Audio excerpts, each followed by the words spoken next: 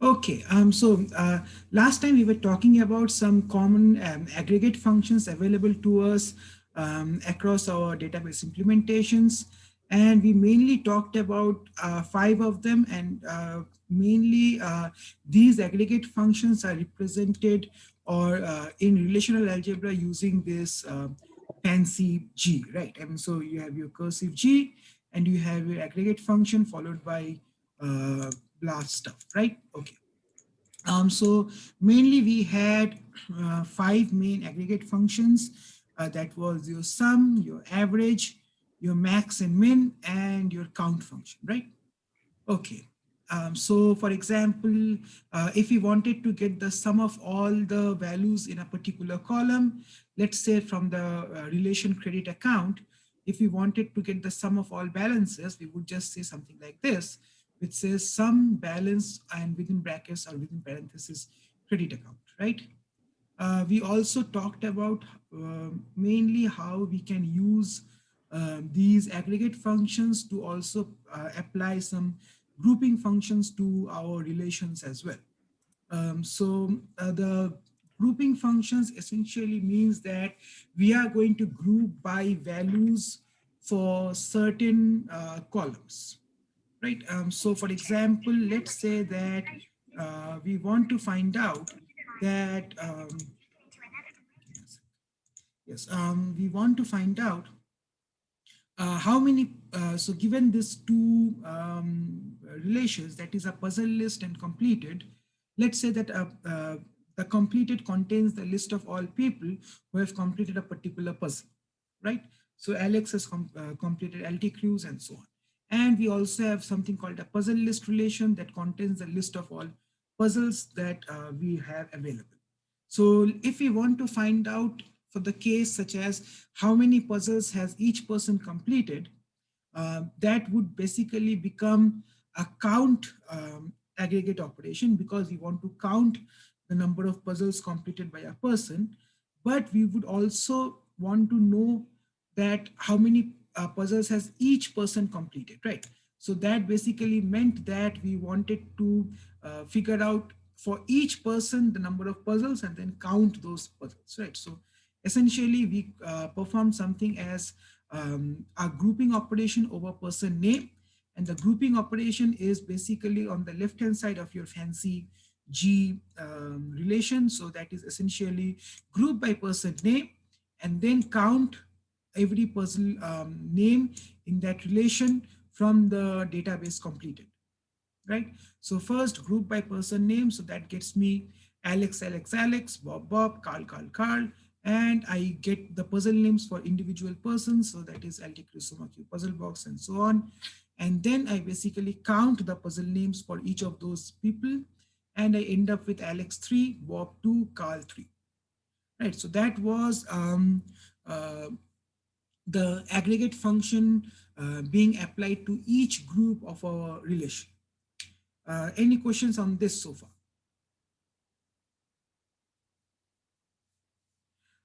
Remember that we can also compose multiple aggregate functions together to get a result as well. So for example, let's say that I want to know the maximum number of puzzles that are completed by any person, right? So the maximum number of puzzles that are completed by any person. So we know that person name G count puzzle name completed gets me the relation Alex 3, Bob 2, Carl 3. And then I can just have this entire in a parenthesis, entire thing in a parenthesis, and just say G max count puzzle name, right? Does that make sense? Okay. What else? Distinct, we can also count distinct values. What else? Okay. We left off with something around this point here that said that, so initially we were talking about how many puzzles has each person completed. Now we are talking about the exact opposite of this thing, right? So how many people have completed each puzzle? So now, since we want to count the number of people and we want to count for each puzzle possible, we want to count the number of people. So for that, we would be grouping with puzzle name.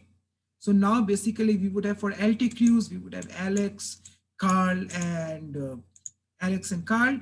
For Soma Cube, let me just get that thing. So for Soma Cube, we would have a particular group called Soma Cube that would have Alex, Bob, and Carl. So for Soma Cube, we have 3 values, and for puzzle box and so on, right? So group by puzzle name. So that gets me the group for each puzzle name, and then count the person names in that particular group from the relation completed. So given this, we encountered a particular problem that was a bit weird to solve for us. So the problem was for clutch box, right? So let's say that we have recently got this new puzzle called clutch box, and we have no idea about this puzzle yet, and nobody has solved this particular puzzle. So if we go back to the previous question, that is how many people have solved each puzzle, we would still get the relation that LT crews is 2 because we have Alex and Carl. For Soma Q, we would have 3, that is Alex, Bob, and Carl. And for puzzle box, we would have again Bob, Carl, and Alex, right? And then we counted all of those things and we got the individual count. So that is 2, 3, and 3. But in this particular relation, we have no idea how many people have completed clutch box, because clutch box is not completed by any person. So there is no relation of clutch box in our completed relation, right? So there is no person clutch box sort of thing. So one thing that comes to mind is we can sort of join these two tables and make sure that clutch box at least comes up in the puzzle name at least once. But we noticed that joining these two tables would mean that one of those two things, right? Either a Cartesian product or a natural join. So a natural join would be the best case where we are correlating the two attribute names. In this case, it would be puzzle name and puzzle name.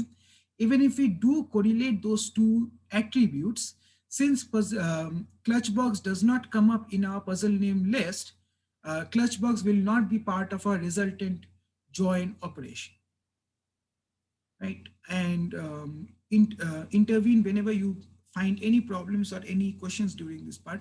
But note carefully that if I perform a natural join, does everyone agree that our natural join will be over these two attributes, that is the puzzle name and puzzle name, because those are the same attributes for both of those relations.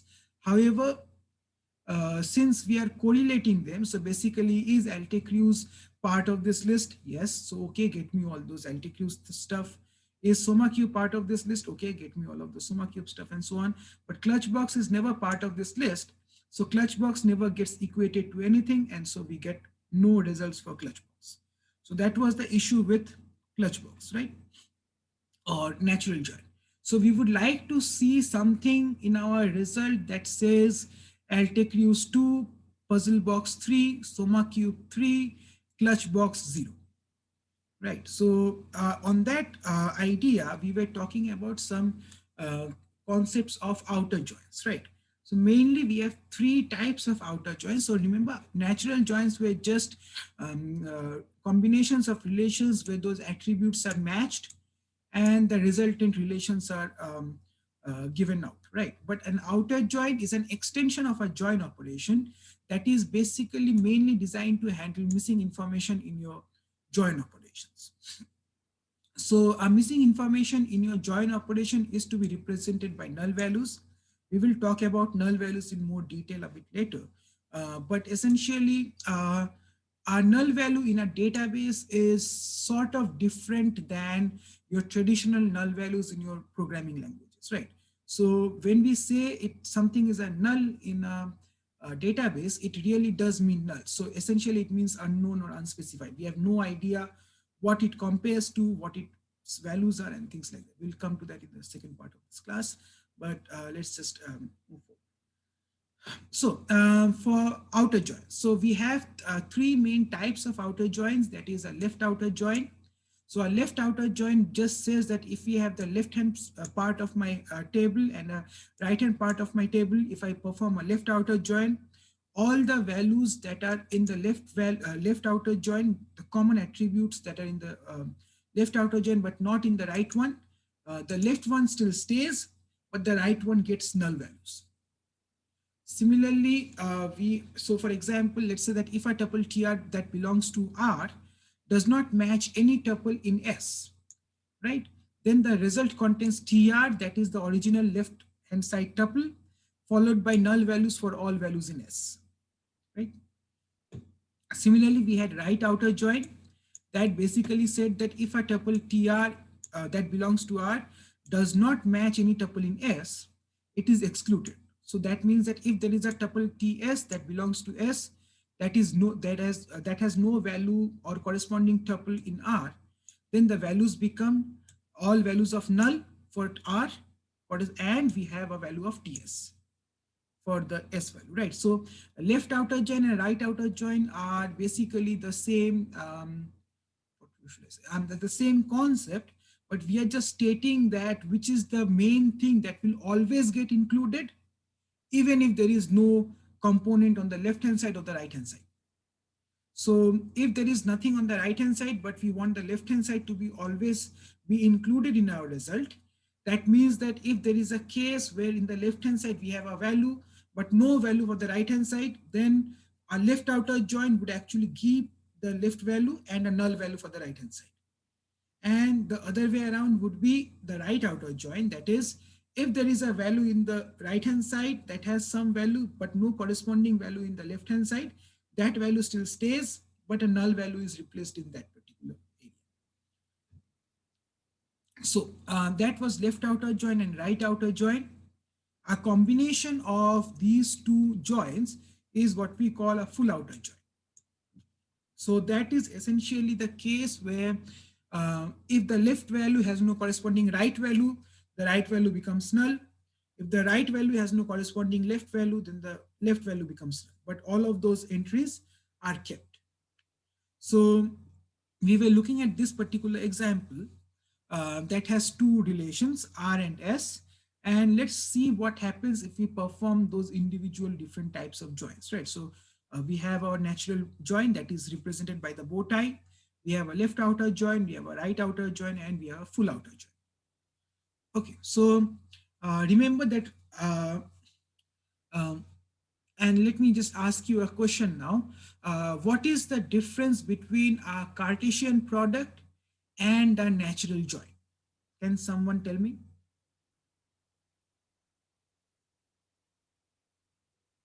Any guesses? I mean, don't guess, we talked about this.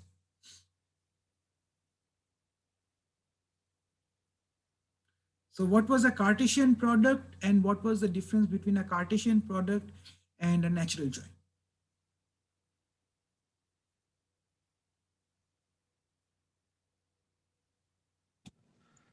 Cartesian gives you all the values. And a natural join? Natural join weeds out the irrelevant values. Irrelevant values. Can we be more specific? What do we mean by irrelevant values? The ones that don't make sense. Um, Stuff that like has nothing to do with each other, it weeds those out. It only gives you the ones that are the correct values. Exactly correct, right? So remember that a Cartesian product would get you the entire mix of all possibilities. Exactly, you're correct. But a natural join or any join would first search for all common attributes, right? We would first search for all common attributes. So let's say that given these two relations, I am asking a database to perform a natural join. In that case, what would it first do? It would first search the database for common attributes. So in this case, the common attributes are attr1 or attribute 1, right? So it sees that, okay, attribute 1 is common across both of these tables. So I am going to join these two